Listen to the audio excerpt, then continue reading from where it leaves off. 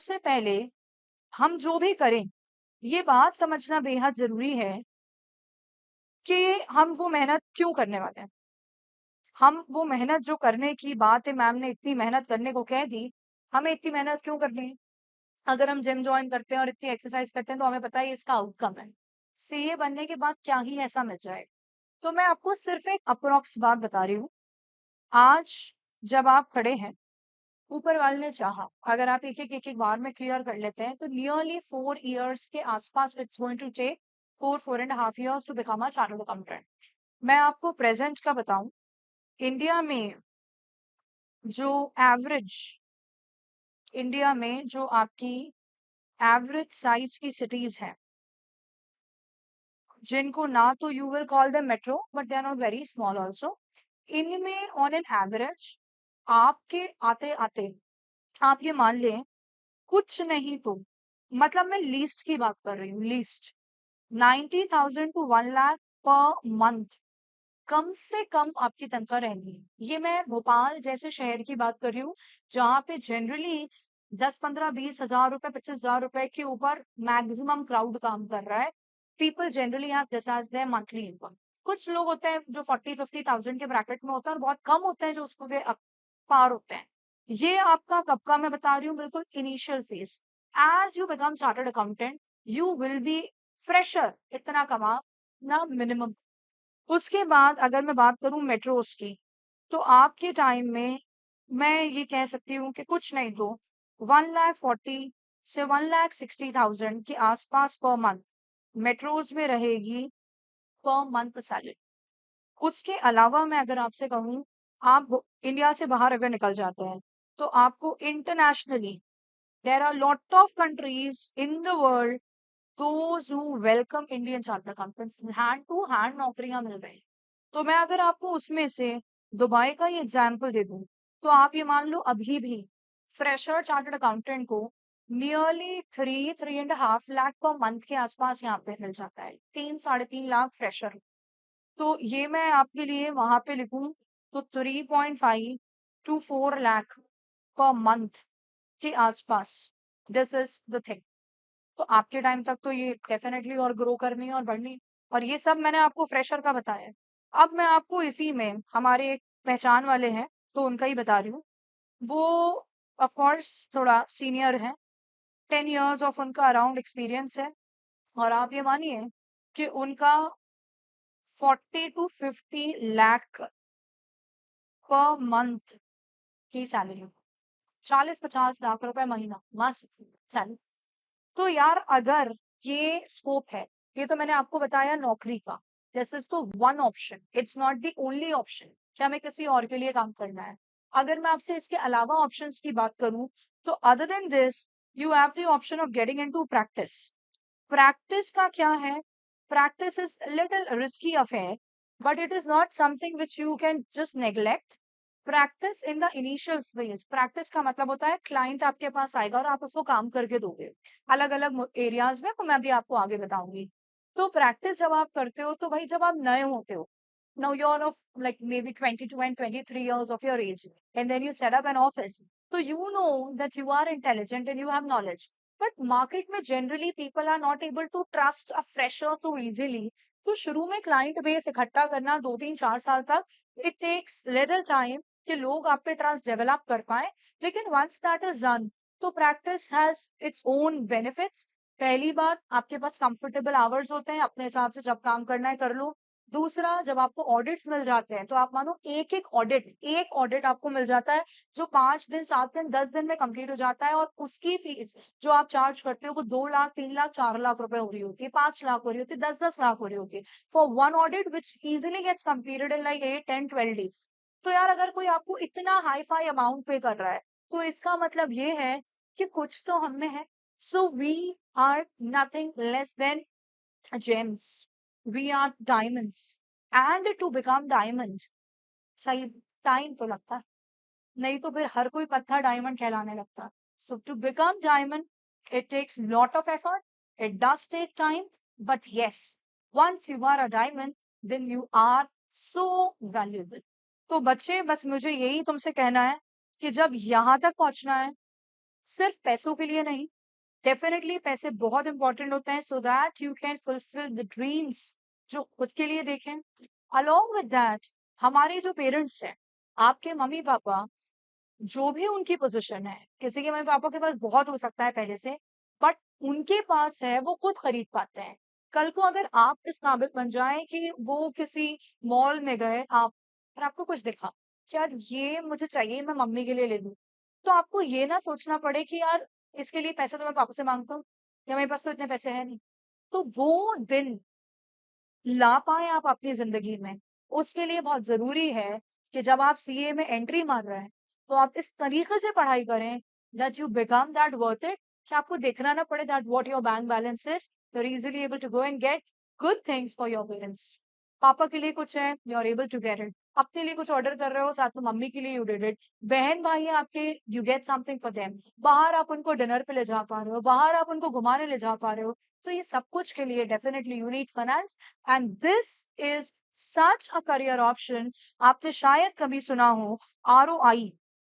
आप एफएम पढ़ोगे जब इंटर में मुझसे, तो मैं आपको उसको कैलकुलेट करना सिखाऊंगी। आरओआई मतलब होता है रिटर्न ऑन इन्वेस्टमेंट। तो जब आप सीए कर रहे हो तो मैं आपको आपका इन्वेस्टमेंट वाइज बता दूं, आपका टोटल इन्वेस्टमेंट पूरा फाइनल तक क्लासेस क्लासेस सब मिला के, बहुत बड़ा भी मैं फिगर कहूँ, बहुत बड़ा, तो 2.5-3 लाख रुपए, 3 लाख पकड़ लो आप, बहुत बड़ा अमाउंट मैंने कहा है। ये लग रहा है 4 साल 4.5 साल के स्पैन में, तो आप इन्वेस्टमेंट देखिए 3 लाख रुपए है, 4 साल के स्पैन में आप डिवाइड कर दो तो 1 साल का लाख रुपए भी नहीं बैठ रहा है।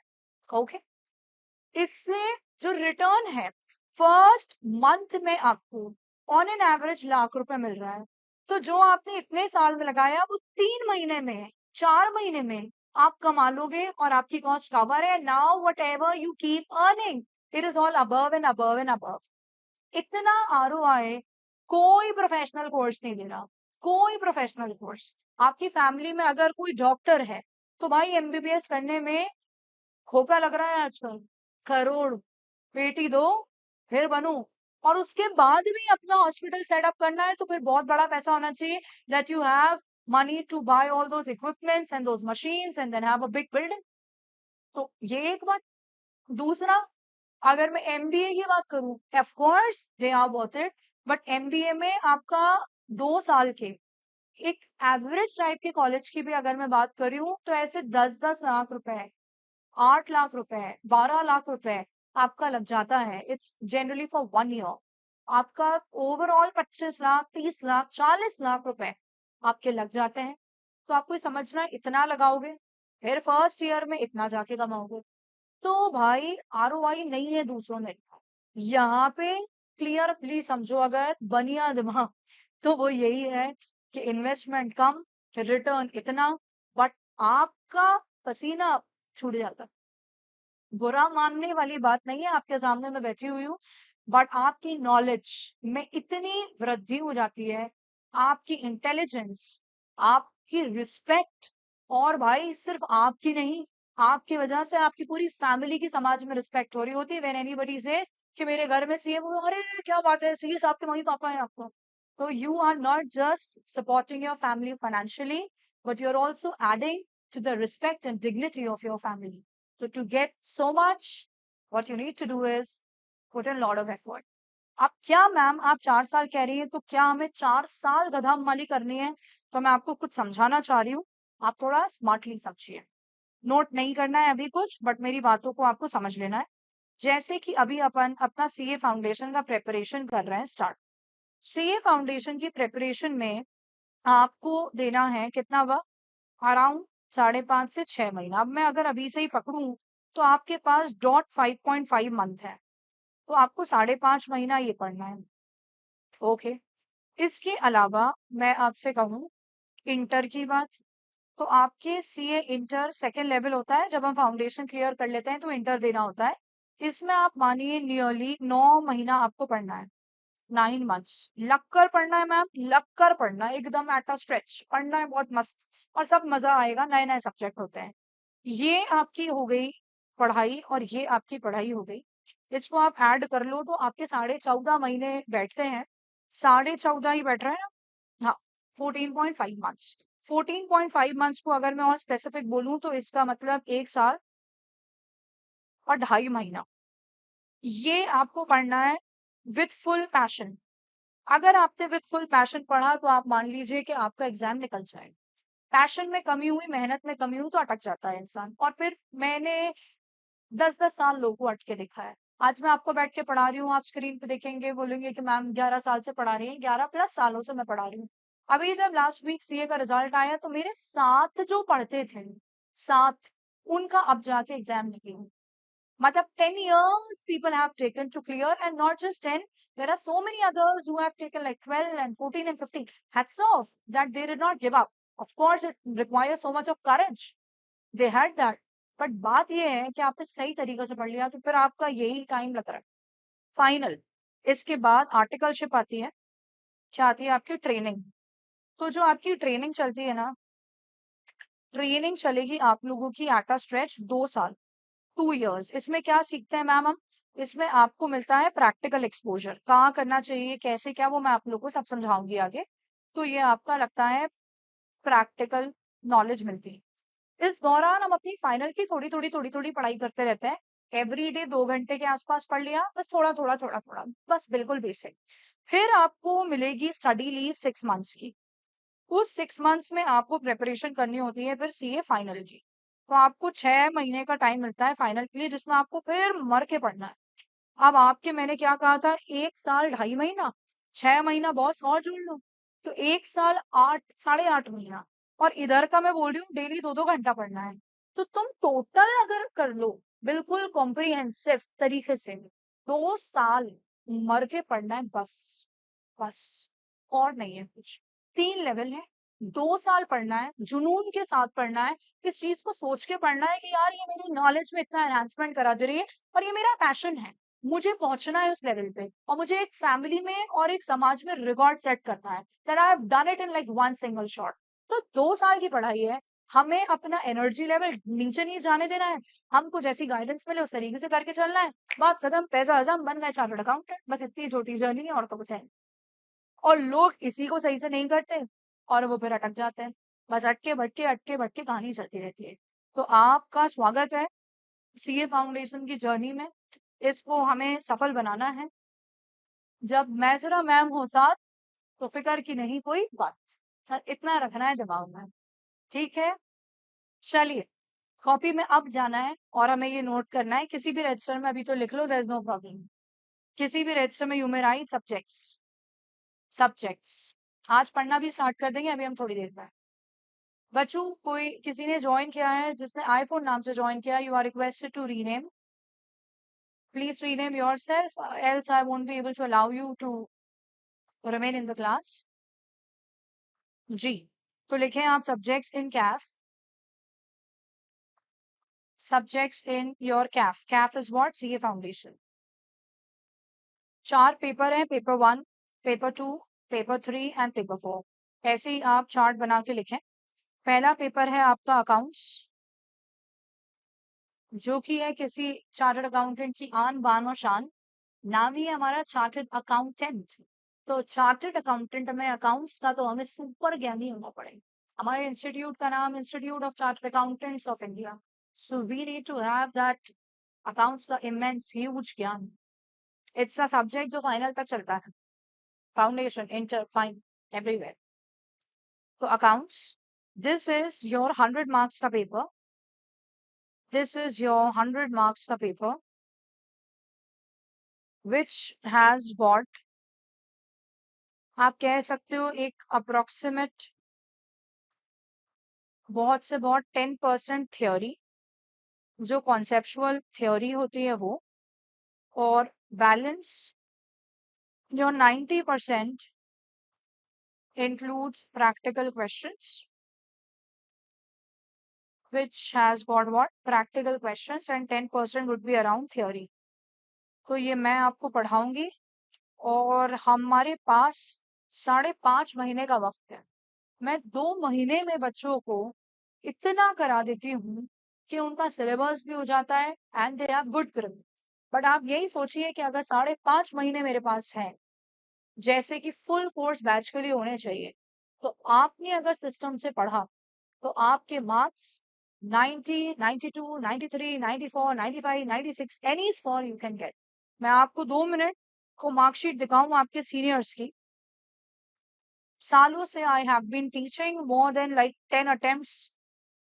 91 accounts में you can see on the screen, 96 on the screen, 95 on the screen, 88 again, ये मैंने कुछ रैंडम उठा लिए, 96 again on the screen, 93 there, 91 there, 85 ये कुछ रैंडम है, 91, 87 ये कुछ चुनिंदा है भाई, 81, 82 and so on and so fourth. तो एक दो नहीं, ये मैंने कुछ स्क्रीनशॉट्स यहाँ रखे हुए हैं just to make you realize कि आपके 11th-12th में आए हो नहीं आए हो इज नो कंपल्शन। मेरे पास पूरा 5.5 महीना है और 5.5 महीने में आपको एवरेज से सुपर बनाना मुझे पूरे तरीके से पता है कैसे करना है। बस आपको वो करना है जो मैं आपसे कह के चल रही हूँ। आपने मुझे वादा कर दिया और आपने उसको फॉलो करा, तो आप कैसे ही रहे हो अपने किस क्लास में, 11th में, 12th में, 10th में, या आपका कैफ का पुराना कितना ही खराब ट्रैक रिकॉर्ड रहा हो, doesn't matter at all. I am there, you will see tangible improvement. आपका कैसा भी पीछे रहा हो, अगर सीए करने के लिए सीरियस है तो पीछे की कहानी को पूरा रब ऑफ कर दो, ये मानो पीछे कुछ हुआ ही नहीं, और मेरे को फ्रेश पूरा स्टार्ट लेना है। जैसा मैम का है उस तरीके से करना है, you will make it. Okay, तो ये तो हमारा है पहला पेपर विच इज अकाउंट्स। दूसरा पेपर आता है आपका लॉ। लॉ में आपके पास आ जाते हैं मल्टीपल लॉज, वो सारे आप यहाँ पढ़ते हैं, जिसका वापस 100 मार्क्स का वेटेज है, 100 मार्क्स का वेटेज। आपके पास फाउंडेशन में लॉ होता है, आपके पास इंटर में लॉ होता है, सीए फाइनल से लॉ हटा दिया गया है and it has become an MCQ type का paper, case study based paper जो आर्टिकलशिप के दौरान देना होता है। तो ये आपका लॉ की कहानी हो गई। फिर आपका तीसरा पेपर आता है मैथ्स। अच्छा, लॉ का मैं आपको ये बता दूं कि ये आपका पूरा थियोरेटिकल पेपर होता है, नाम से ही समझ आ रहा है ना लॉ, तो ये पूरा थ्योरी पेपर होता है। ओके, उसके बाद मैथ्स। मैथ्स में आपके पास प्राइमरीली 3 सेगमेंट आते हैं। एक आपका सेगमेंट आ जाएगा अलजेब्रा वाला, एक आपके पास सेगमेंट आ जाएगा लॉजिकल रीजनिंग का, और एक आपके पास सेगमेंट आ जाएगा स्टैटिस्टिक्स का। 3 मौजूद होंगे। ये पेपर वापस 100 मार्क्स का है, लेकिन ये पेपर कैसा रहता है हमारा, ये रहता है हमारा MCQ based paper. It is your multiple choice questions वाला पेपर, जिसमें आपके पास 1 मार्क का एक क्वेश्चन होता है, 1 मार्क का एक क्वेश्चन, तो आपको 100 क्वेश्चंस मिलते हैं। सही करा +1, अटेम्प्ट करा और गलत करा -0.25, और अटेम्प्ट ना करा तो ना मार्क्स मिले ना गए। बट अगर अटेम्प्ट करके गलत करा तो नीचे आ जाएंगे हम लैडर पे, जैसे सब्सिडी वाली कहानी होती है वैसा नीचे आ जाएंगे। ये आपके पेपर्स होते हैं 3 आवर्स के, और मिलता है आपको इसमें 15 मिनट का रीडिंग टाइम। ये पेपर आपके होते हैं एमसीक्यू वाले, और इनमें आपको मिलता है 2 घंटा विथ नो रीडिंग टाइम। तो सीधे करना पड़ता है, रीडिंग टाइम कुछ नहीं होता। आइए आगे। फोर्थ पेपर है आपका क्या, इकोनॉमिक्स।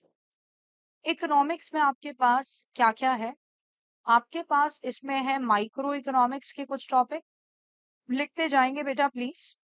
आपके पास है मैक्रो इकोनॉमिक्स के कुछ टॉपिक, आपके पास इसके अलावा मौजूद होगा क्या, इंडियन इकोनॉमी के बारे में, और आपके पास कुछ थोड़ा सा पार्ट इंटरनेशनल इकोनॉमिक्स के बारे में, कुछ थोड़ा बहुत कुछ डला हुआ है।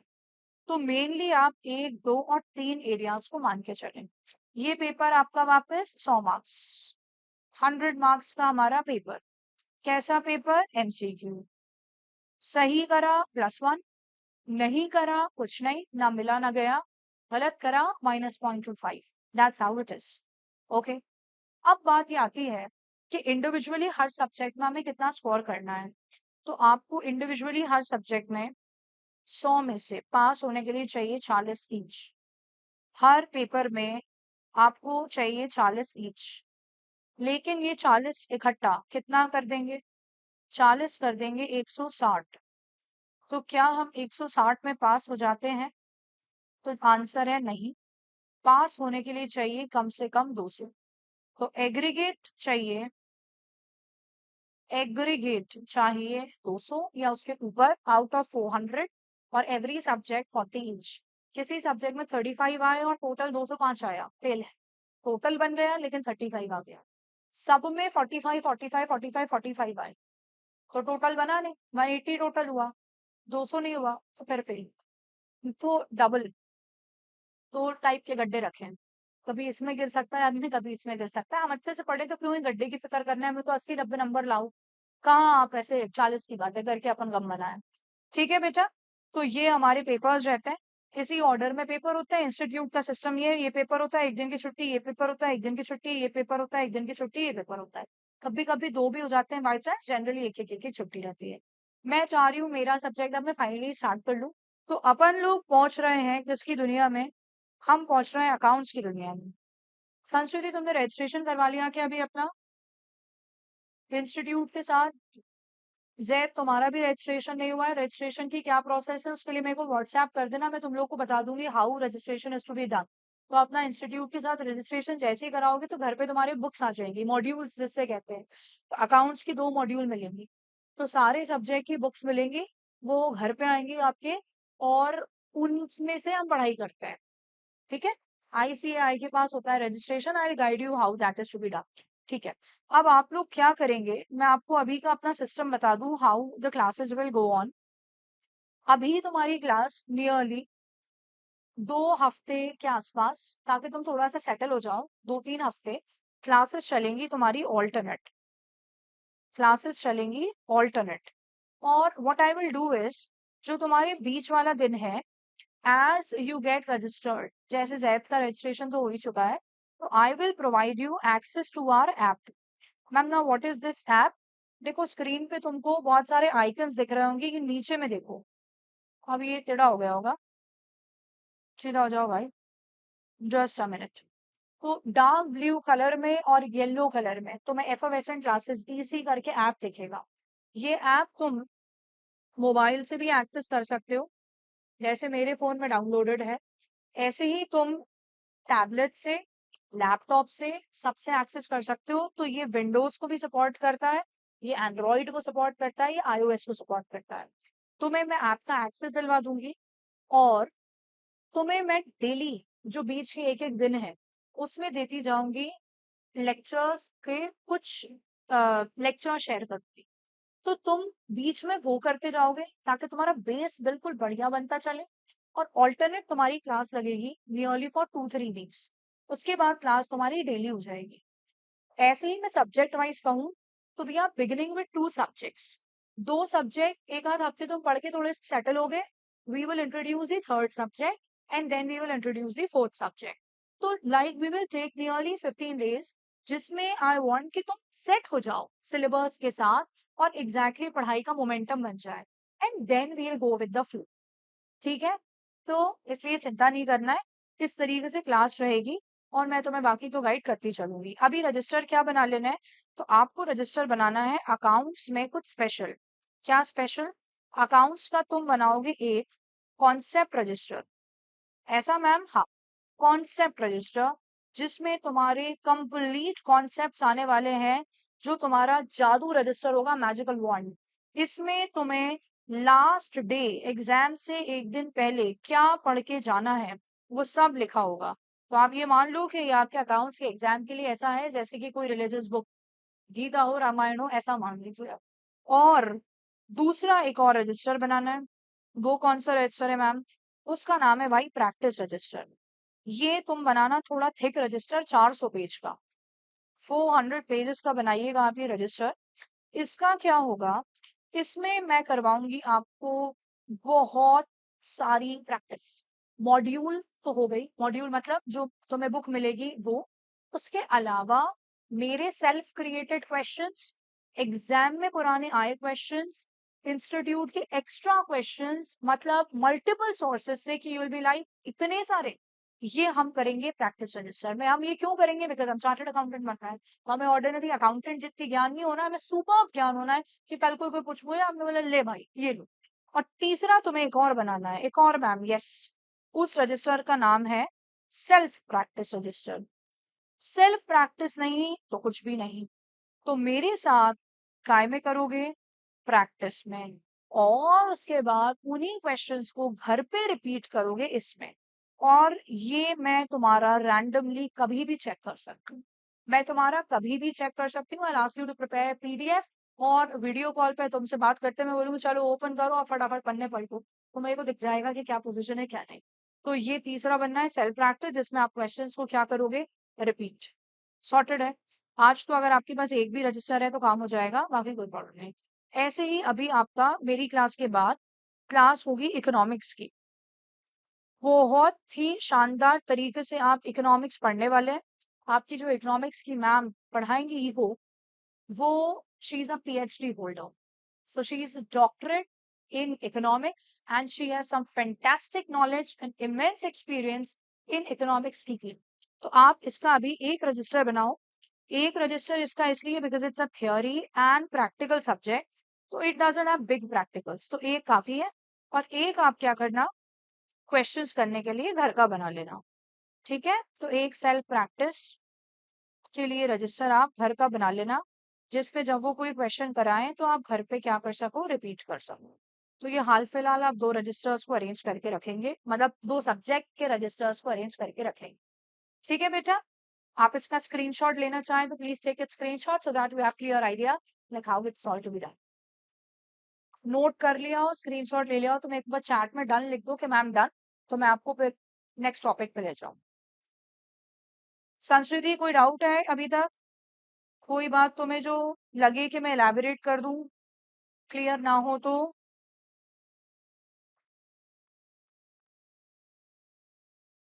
All clear, great. तो तुम्हारे पास अकाउंट्स में, जैसे मैंने अभी मेंशन किया, दो बुक्स आएंगी। मॉड्यूल 1 जिसमें तुम्हारे ब्रॉडली 7 चैप्टर्स हैं, और मॉड्यूल 2 जिसमें तुम्हारे ब्रॉडली 4 चैप्टर्स हैं। तो इट लुक्स लाइक कि 11 चैप्टर हैं, बट वो 11 नहीं होते, थोड़े से ज्यादा हो जाते हैं। जैसे ये जो टॉपिक है इसमें 2 चैप्टर हैं। फिर ये जो टॉपिक है इसके अंदर, कहाँ गया ये टॉपिक, पार्टनरशिप और एलएलपी, इसमें तुम्हारे पास एक बेसिक, एक गुडविल, ये 2, एडमिशन 3, 4, रिटायरमेंट 5, डिसोल्यूशन 6, 6 चैप्टर्स एक में। और कंपनी के अंदर तुम्हारे पास एक शेयर्स, एक डिबेंचर, एक डिबेंचर का रिडेम्पशन, एक प्रेफरेंस शेयर, एक बोनस इक्विटी, ऐसे 5-6 चैप्टर उसमें तुम्हारे इनऑल में कम तो 20 से 22 चैप्टर्स हैं, 20 to 22 के आसपास चैप्टर्स हैं। हम जो स्टार्ट करेंगे, we will begin with basic, we will begin with basic. Base सही तो सब सही। तो आपको बिल्कुल मैं बेसिक से लेके जाऊंगी ताकि आपका सही काम चल पाए। चलिए, so let's give it a start. आप आइए अपनी कॉपी में और हेडिंग डालिए बेसिक्स और लिखो चैप्टर 2, चैप्टर नंबर 2, बेसिक्स।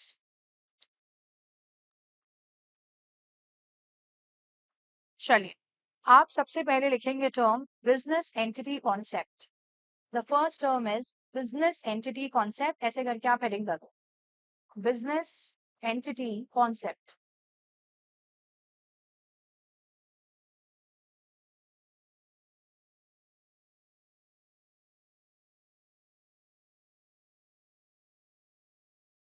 लिखना स्टार्ट करिए आप इसमें बिजनेस एंटिटी कॉन्सेप्ट। मैं आप लोग के रजिस्टर्स कभी भी चेक कर सकती हूँ, आपके वीडियो कभी भी ऑन करवा के चेक कर सकती हूँ कि आप लिख रहे हैं या नहीं लिख रहे हैं।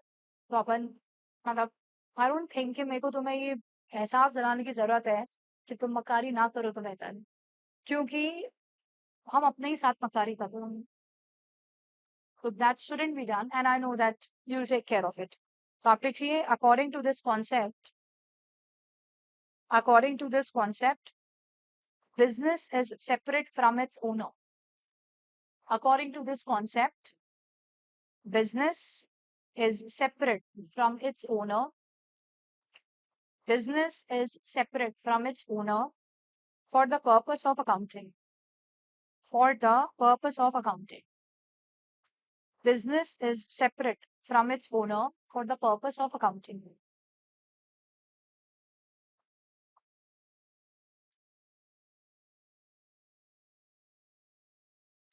आगे लिखिएगा next point. So while carrying out accounting of business, so while carrying out so while carrying out accounting of business transactions,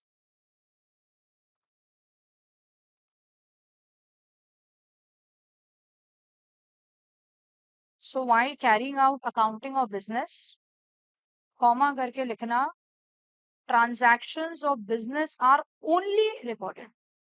Transactions of business are only recorded. Transactions of business are only recorded.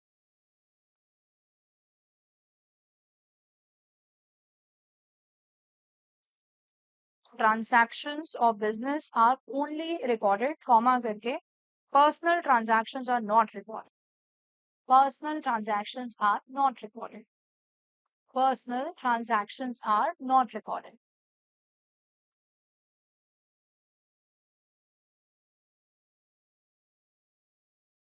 और last point लिखिए आप, because of this concept, two terms, because of this concept, two terms, capital and drawings have come into existence. Because of this concept, two terms, capital and drawings, have come into existence. Have come into existence.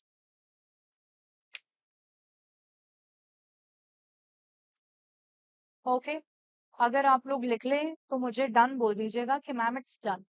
क्योंकि मेरा पढ़ाने का system ऐसा है, जब मैं dictate करती हूँ तब मैं समझाती नहीं, और जब मैं समझाती हूँ तो मैं चाहती हूँ उस वक्त बच्चा लिखे नहीं, क्योंकि आप दो काम एक साथ करोगे तो हौच पौच हो जाता है. इसीलिए लिख लिया, पेन रख दो, आराम से अच्छे से सीधे बैठ जाओ और सुनो आप बात. ठीक है. ये जो मैंने आपको लिखवाया, पहली बात तो मैं आपको ये बता दूं कि मैं पहला ही टॉपिक वो उठा रही हूँ जो एग्जाम का क्वेश्चन बन जाता है. मैम क्या सच में? जी हाँ. एग्जाम में ये आप मान ले 2 मार्क्स के लिए क्वेश्चन तो सीधे ही आ जाता है कि क्या होता है बिजनेस एंटिटी कंसेप्ट, या ट्रू फॉल्स में आ जाता है. ट्रू फॉल्स 2 मार्क्स के आते हैं एक्सप्लेन करने वाले, उसमें आ जाता है. अब ये कॉन्सेप्ट मैम क्या है?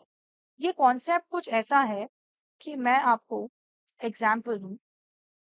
मैं दूं आपको एक एग्जाम्पल, जैसे कि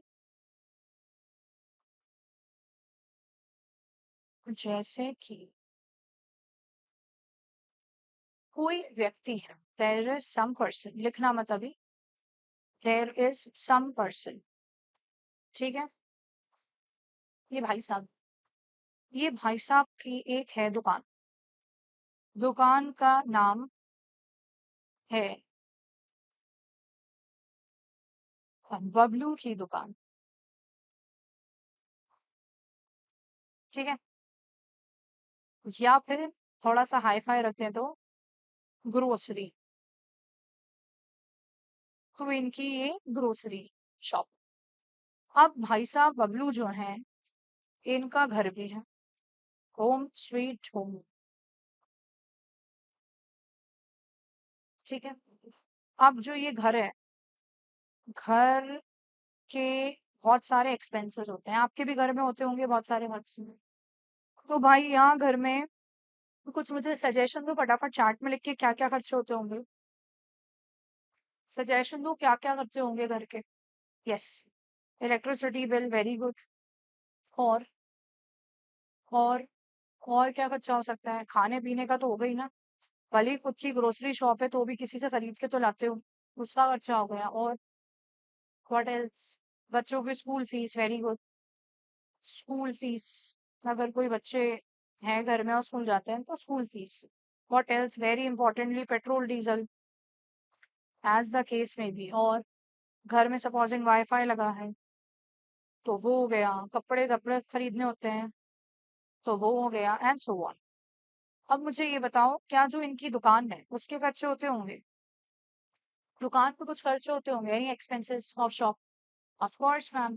पहली बात तो आप दुकान के लिए स्टॉक खरीद के लाते हो, ग्रोसरी है तो दुकान के लिए माल खरीदते होंगे ना, ये must be like buying things from lot of suppliers, वो हो गया। और दुकान का हो सकता है भाई रेंट जाता हो, किराए की दुकान है, और क्या हो सकता है, और क्या खर्चा हो सकता है।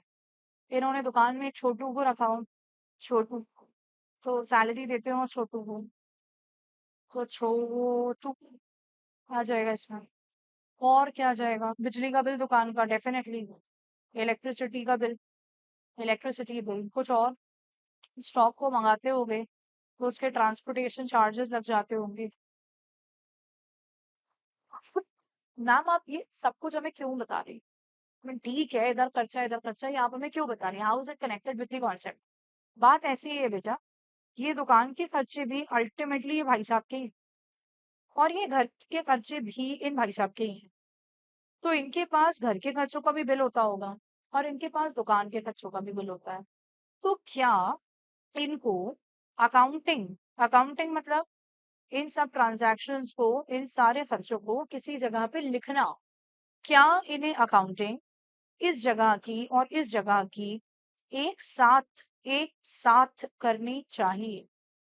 क्या ये इकट्ठा एक जगह होनी चाहिए? एक ही तो व्यक्ति की है ये दुकान भी उनकी, घर भी उनका, यहाँ का खर्चा भी उनका, वहां का खर्चा भी उनका, तो क्या अकाउंटिंग साथ होना चाहिए?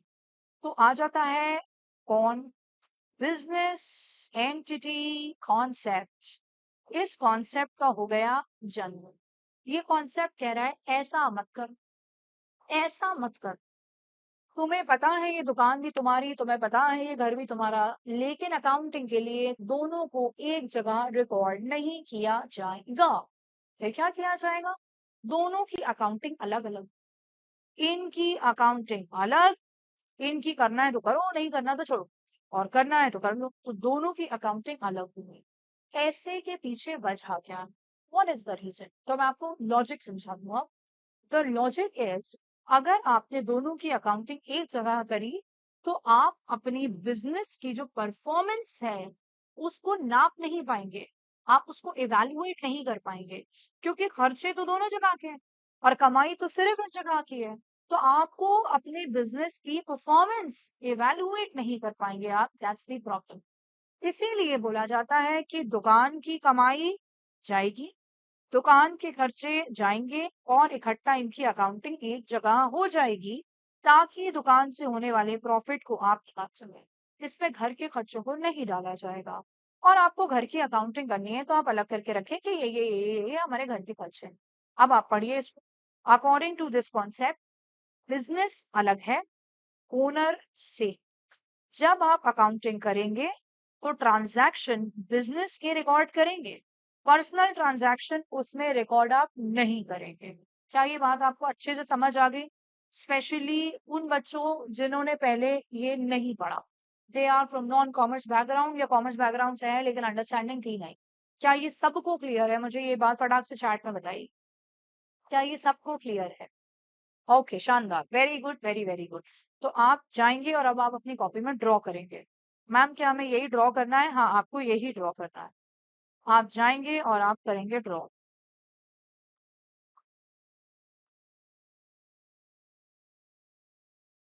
ये भाई साहब बनाओ, ये इधर इनकी दुकान, इधर इनका मकान। ओके, और ऐसे ही आप बना दीजिए शॉप, और बना दें घर। मैम सच में ड्रॉ करना है? जी हाँ, सच में ही ड्रॉ करना है। तभी आपको जितनी ड्राइंग करते जाएंगे कॉन्सेप्ट दिमाग में बैठते जाएंगे, और मैं पूरा आपको ड्रॉ कर करके ही सिलेबस पढ़ा दूंगी।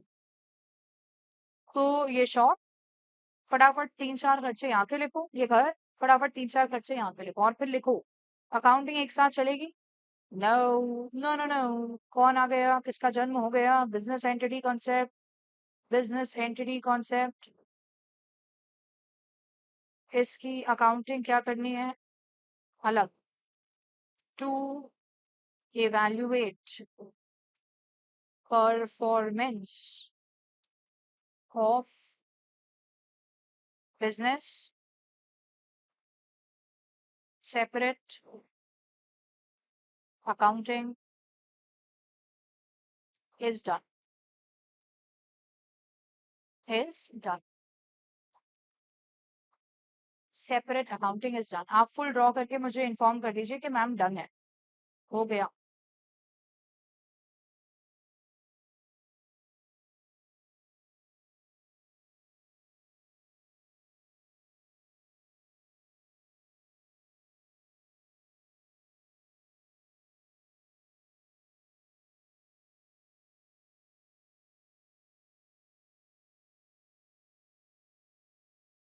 नोट हो जाए तो डू टेल मी कि मैम नोटिंग हो गई, ड्रॉ हो गया।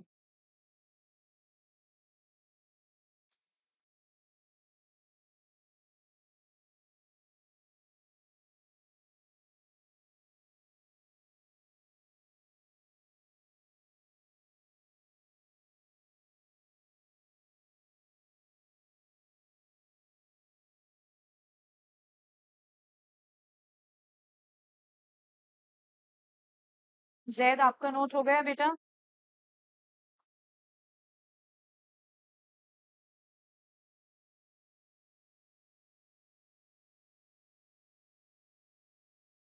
गुड बेटा।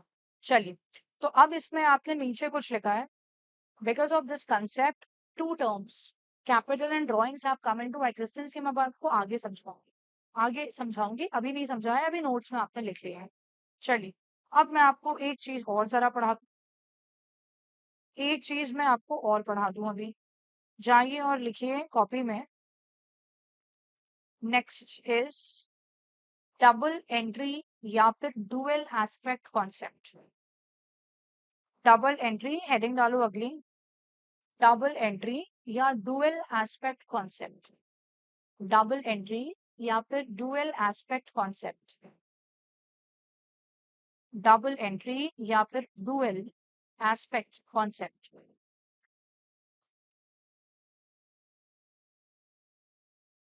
और नोट करिए पहले, इन अकाउंट्स, अकाउंट्स में इन अकाउंट्स कॉमा करके लिखो, for every debit, for every debit, in accounts for every debit there is an equal amount of credit. For every debit there is an equal amount of credit. अब एकदम समझ नहीं आता ये debit और credit है क्या, तो चिंता नहीं करना है, आगे जाके आपको एग्जैक्टली सारा समझ में आ जाएगा। In accounts for every debit there is an equal amount of credit. और फुल स्टॉप करके नेक्स्ट पॉइंट लिखो, trial balance stands tallied because of this concept. Trial balance stands tallied because of this concept. Trial balance stands tallied because of this concept. Next point लिखना, balance sheet stands tallied because of this concept. वैसे ही कर देना, balance sheet stands tallied because of this concept.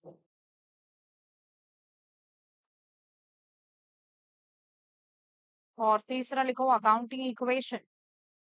Accounting equation. Accounting equation stands tallied because of this concept.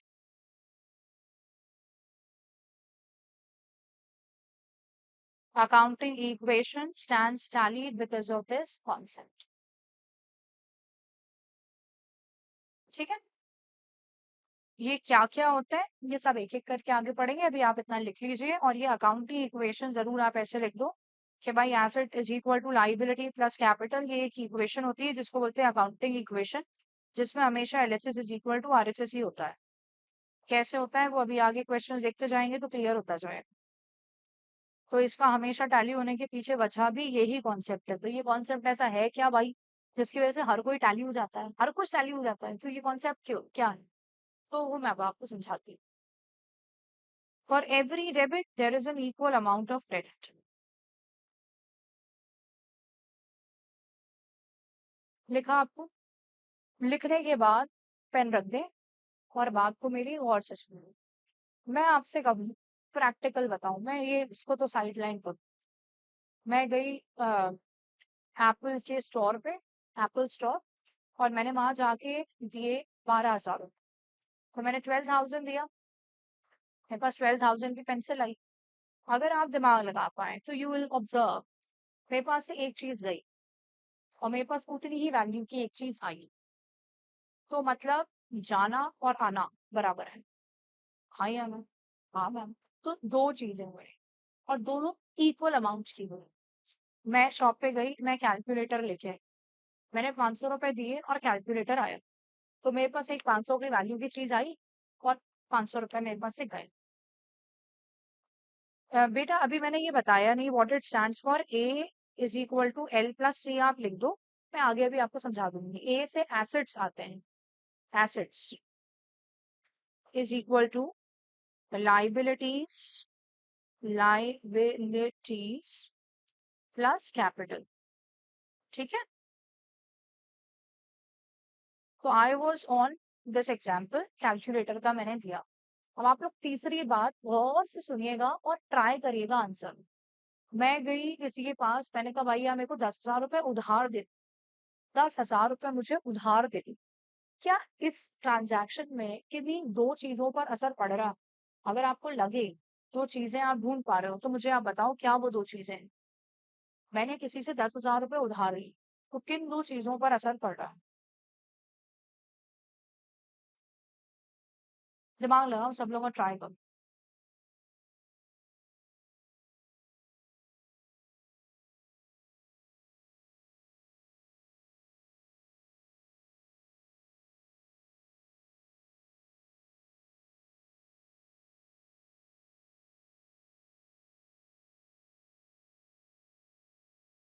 बच्चा कह रहा है liabilities और assets बढ़ रहा है।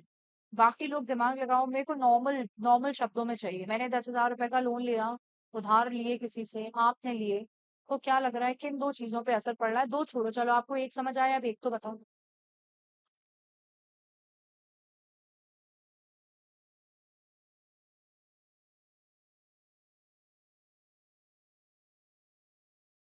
जी, ऐसा है।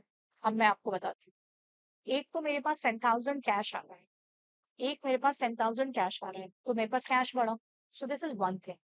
बट ये जो मुझे 10,000 रुपीज मिल रहा है, मुझे ये कल को लौटाना है, मुझे ये पैसे कल को लौटाना है। तो मुझे अगर ये पैसे कल को लौटाना है तो आपको ये समझ में आना चाहिए कि आपके सर पे एक ऑब्लिगेशन, एक आपके ऊपर ऑब्लिगेशन, एक आपकी उधारी बढ़ गई। तो पैसा आया, वन थिंग, उधारी सर पे खड़ी हुई, दूसरी चीज। तो दो चीजें क्या आ गई इसके अंदर, पैसा एंड उधारी। क्या आपको मेरी बात समझ में आई? मैं भी आपको एक एग्जांपल और देती हूँ, आप ट्राई करके बताइएगा। मैं आपसे कहूँ आप गए और आपने फॉर एग्जांपल घर का फ्रिज लोन पे ले लिया। अब आप सोच के बताइए किन दो चीजों पे इम्पैक्ट पड़ रहा है, किन दो चीजों पे इम्पैक्ट पड़ रहा है?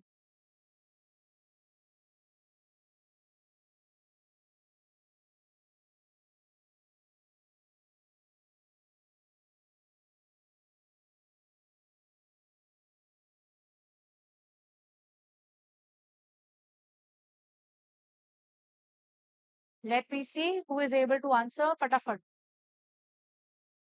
अगली क्लास का टाइम हो गया है, फटाफट जवाब दियो मुझे।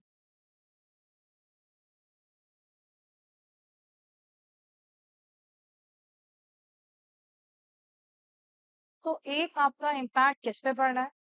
आपका एक इम्पैक्ट पड़ रहा है कि आपके पास आ रहा है fridge. That is one. Very very good संस्कृति। फ्रिज आ रहा है मैम, तो एक चीज ये है। दूसरा, क्योंकि हमने लोन पे लिया, उधार लिया, तो हमारे सर पे आ रही है उधारी। तो दो चीजों पे इम्पैक्ट फिर से पड़ता है। अच्छा, मुझे तीसरा एग्जाम्पल का जल्दी जवाब देना, थोड़ा एक्टिव होकर। मैंने 10,000 का लोन जो लिया था वो वापस कर दिया। अब बताओ किन दो चीजों पे असर पड़ रहा है? Let me see who all can answer.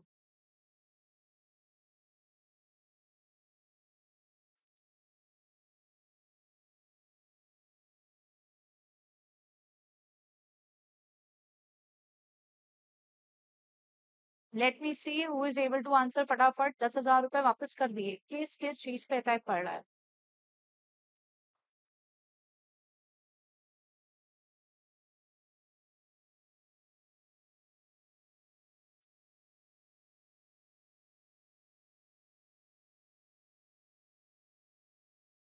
Cash हमारा जा रहा है, बिल्कुल सही। और हमारे सर पे वो जो टेंशन था उधारी का, वो भी जा रहा है। तो उधारी कम, पैसे गए वो भी कम। ऑब्लिगेशन हट गई, वेरी गुड जैक। और आपका कैश कम हो गया, 2 चीज़ों पे इम्पैक्ट पड़ गया। क्या आपको मेरी बात समझ में आ गई? तो अभी मैं आपको इसको नेक्स्ट क्लास में आगे कराऊँगी।